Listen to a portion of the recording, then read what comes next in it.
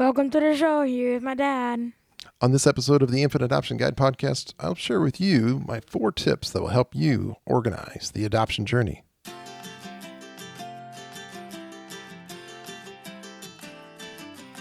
Well, hey there. Welcome back to the Infant Adoption Guide podcast. My name's Tim Elder. This is where we talk about domestic infant adoption. I'm a dad of 3 through infant adoption. Here's where we give you the inspiration, the resources, and the hope to start your adventure, something that you want to do and you're thinking about 24/7, building your family through adoption. So thank you for joining me today. This is a special episode, just you and me talking about adoption. Because I have a lot of tips, a lot of resources, and a lot of people that ask me things. And one of the things that keeps coming up is how to organize the journey. There's so much in the complication of your adoption journey and the process. How do you organize it all? So since I've been through 3, and I've definitely talked to a lot of people about their adoption journeys and what they've done, so I wanted to share with you the 4 tips that we've come up with to organize the journey. And I thank you so much for all of you who email me, sharing your stories, your struggles, and the love of this show. And I really hope if you do love this podcast, I invite you to please go to iTunes and share our 5-star review if you really love the show. It helps the show get noticed by more people. And if you don't listen to it on iTunes, maybe you listen to it at Google, maybe you listen to it wherever your favorite place is. If you would leave a review, that definitely helps us out. And while you're thinking about your adoption journey and I don't know where you are in it, maybe you're just starting, or maybe you're just feeling a little bit overwhelmed or stuck, and it's hard to know where to start or what to do first and where to find answers. But one of the big things is choosing an adoption agency. It's hard to know who to trust, how to find the right one. Well, we've broken that down for you, simplified it for you, shared all of our knowledge so you don't have to struggle to find the right adoption agency and struggle through getting through thousands of them to choose from. So we've created a brand new guide that's going to help answer these questions. It's called How to Find the Right Adoption Agency in 4 Steps. It's a free resource for you. It's very easy to walk through. And you'll find those 4 steps you can use to find the right adoption agency. And if you want more help, if you want to dive deeper, we actually created a course that dives even more deeper and walks you all the way through. A lot of resources in the course too. And go to findmyadoptionagency.com. You'll see how to get the free guide and see what's on the course too if you're interested in that. All right, on to my 4 tips on how to organize your adoption journey. So, are you a naturally organized person? Or maybe you are, maybe you're not. Do you regularly have to-do lists and checklists and spreadsheets that help you get things done? And well, even if you're not a naturally fabulous organizer, when navigating through that adoption journey in the process, it really gets kind of crazy. And it certainly can be overwhelming if you don't have a place and a way to keep yourself organized. So through 3 adoptions, we've gathered a lot of information. And over the years, we've shared with people and kind of boiled it down to these 4 things, these 4 tips. I've certainly got a lot more tips, and we can share more in other episodes. But let's start with number 1. Number 1 is using cloud-based software or apps. And these things are evolving on a daily basis. But keeping track of your lists, uploading documents, keeping notes, everything in the cloud is huge.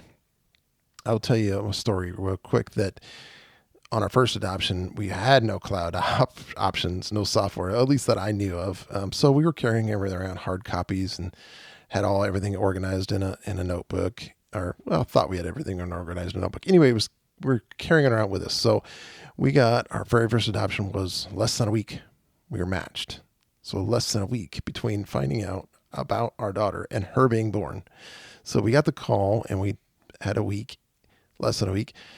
We get the call again that, she's going to be born and she's several states away. So we had to get on an airplane, gathering all our stuff up, made sure we had our notebook of hard copy papers that we know we needed, including our home study and other things. So we get that. We're going to the airport early in the morning. Get to the airport, had to make connecting flights, get to where we're going. And I realized along the way at some point, I think it was in the connecting flight, I left the notebook at our original airport where we left, our home airport. And I felt so sick to my stomach. I didn't know what to do. My wife and I were talking to each other. All the thing we knew how to do was to call to the airport and then see if somebody saw it and somebody picked it up and somebody by some miracle would have it. Of course, that didn't pan out. It was gone. It was lost. And thankfully, we were able to scrounge and get the papers we needed printed. And we had to go to the printing places. And I think it was Kinko's at the time or whatever it was to print off the papers that we needed. It was a big headache and a big mess. And not to mention that all our private personal information was hanging out there with who knows who had it. So it's very important to be able to put this stuff in the cloud. Keep it in places where you can access it anytime on your home computer, laptop, tablet, phone. I like personally using Google apps right now where it works for us, which is Google Keep, Google Docs. You can upload documents there, create new spreadsheets, new documents, create notes and lists, all sorts of things. You don't have to worry about backing up or losing anything. You can have access to it anywhere, and you can print it from anywhere. So I like keeping a specific notebook or in those things called Our Adoption. And then inside of that, you can keep all sorts of other to-dos, home studies, your profile, agency paperwork, your budget, all sorts of things in there. Highly recommend getting a good cloud-based software or apps that will work, such as Google. All right, number 2 is making a list. Now, I know not everybody's great at making a list. Maybe you're not really super organized, but I still think it's worth the time to put together a few lists while you're preparing to adopt, or even if you're in the middle of your adoption. Help you stay organized. Lists help you figure out, okay, what's next? And it's maybe not always perfectly in order, but at least you can check off what you need to do and what's been done. Most of the time, they will help you be less stressed, especially as the big day comes closer and the baby's placed in your arms. So here's a few lists, important lists that we thought of. One is the home study list. This is everything you need to do to get your home study done. In-home meetings, paperwork, background checks, all that stuff. It needs to be done in order to get your home study done. Create a list that does that. And your home study provider will probably help you through this. They may not give you the list, but they'll at least tell you all the things you need to do so you can make the list. The next one is finding an agency list. There's a lot of research and things to think about here and figure out who to work with. And like I talked about at the beginning, finding the right agency is huge, but it can be overwhelming.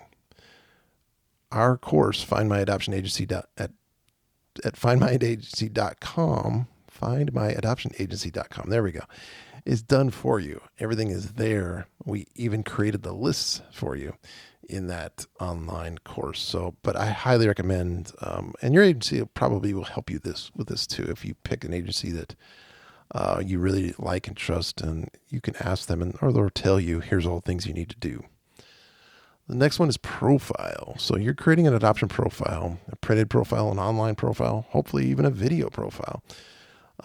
There's a list of things to do to get that all done and what goes into a great profile. And we have lots of resources on the infantadoptionguide.com blog and podcast about creating an awesome printed online and video profile. So the next list is the while you wait list. I like this because you're going to have a lot of time, probably have a lot of time while you wait. So if you get all the other stuff done and you feel like you're just waiting, what do you do while you're waiting for the call to come that birth mom's going to be one, our expectant mom wants to match with you. So there's lots of things you can put on the list to do and keep yourself not only busy, but even engaged in your adoption, like spreading the word about your adoption through social media, or maybe setting up the baby's room, or reading some good adoption books. You can have a list of those, and I have those on a resources page at infantadoptionguide.com. Or maybe it's connecting into adoption community, like the one we have at infantadoptionguide.com. You can get our free Facebook group, or you can get into our private group that we created outside of Facebook that we talk about all these kinds of things. But anyway, I have a free mini ebook really, that it's only 7 pages for you that I would like to give you, called The 25 Tips for Surviving the Adoption Wait. And this is something that we've revised over the years, just because there's so many different things you can do to get through that. Could be a challenging time while you're waiting to adopt. And so you can get it for free over at infantadoptionguide.com/25 tips. And I'll put the link in the show notes too. All right, and the last list, there's plenty more that we can go over, but the last one we really wanted to cover was after you match list. So after you matched with an expectant mom, what do you do? What do you think about?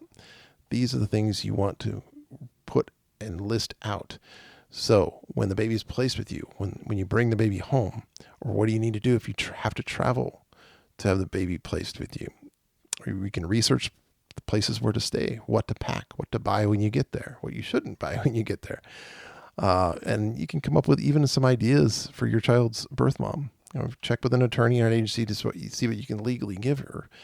But we'll put some links in the show notes on some great articles about traveling for adoption and birth mom gift ideas.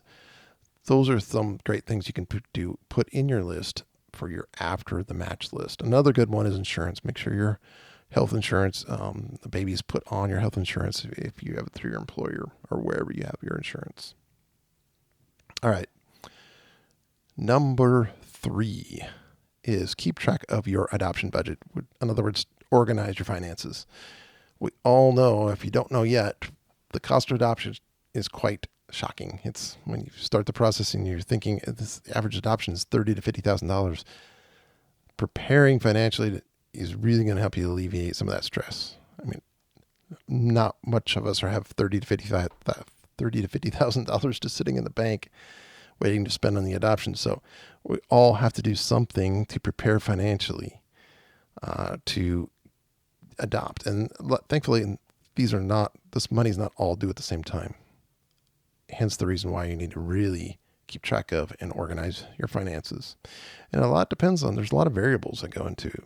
But I highly recommend creating a spreadsheet. Track your adoption budget, track your expenses, track your funding goals if you're raising money.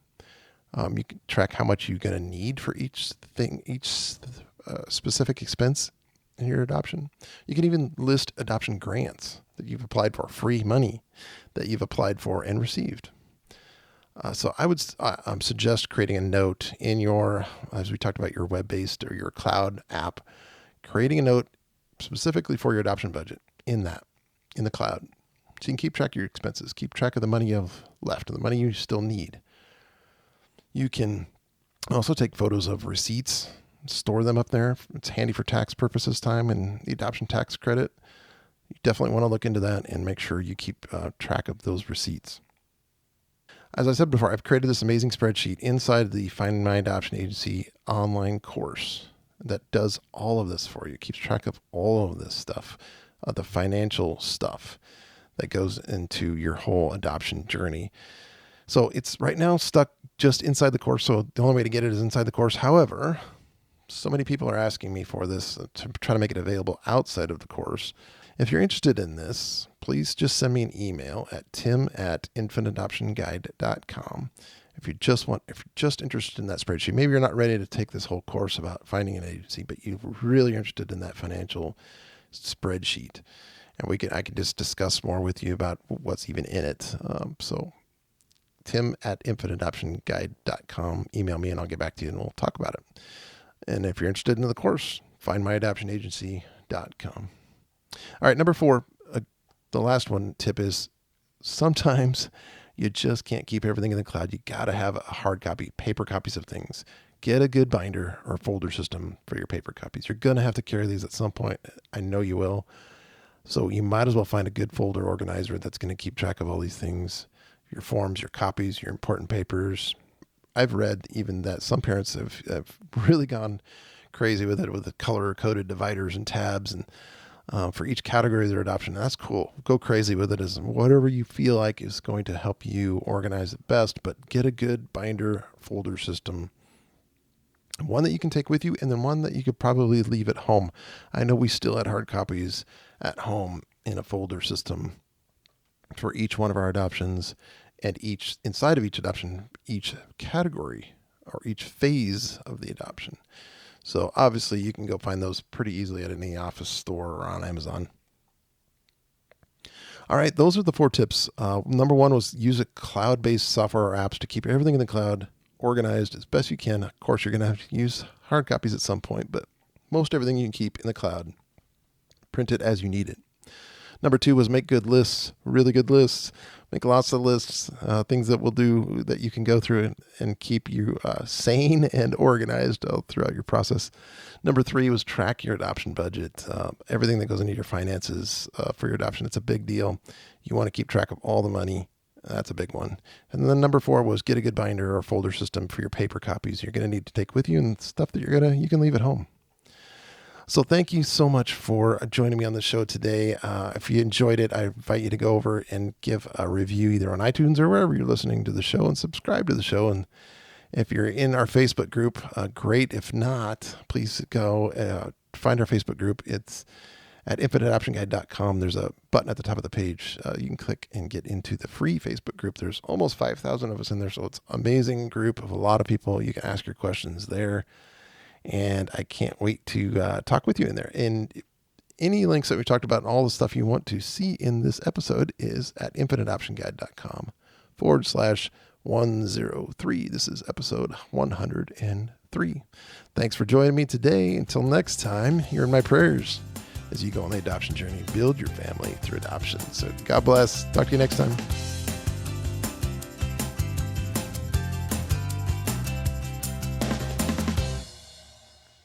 Thanks for listening to my dad. Too fast. Okay. Thanks for listening to my dad. Thanks for listening to my dad. Okay. Thanks for listening to my dad.